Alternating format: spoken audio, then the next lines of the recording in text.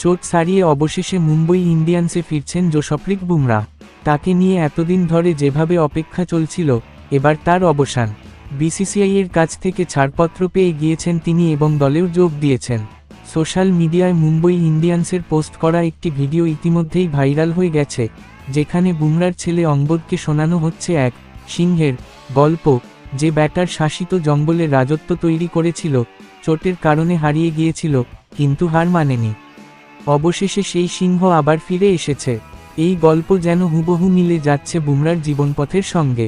দীর্ঘদিন ধরে চোটের কারণে মাঠের বাইরে ছিলেন, বর্ডার গাভাস্কর ট্রফির শেষ টেস্টে চোট পান, চ্যাম্পিয়ন্স ট্রফিও খেলতে পারেননি। কিন্তু সেন্টার অফ এক্সিলেন্সে ধীরে ধীরে রিকভারি করে অবশেষে সম্পূর্ণ ফিট হয়ে ফিরলেন। প্রথমে মনে করা হয়েছিল এপ্রিলের শুরুতেই ফিরে আসবেন, কিন্তু বোর্ড ঝুঁকি নেয়নি। এবার আর কোনো বাধা নেই তার মাঠে নামার। 7ই এপ্রিল রয়্যাল চ্যালেঞ্জার্স বেঙ্গালুরুর বিরুদ্ধে ম্যাচ মুম্বইয়ের জন্য খুবই গুরুত্বপূর্ণ, কারণ এখনও পর্যন্ত 4টি ম্যাচে মাত্র একটিতে জয় পেয়েছে দল।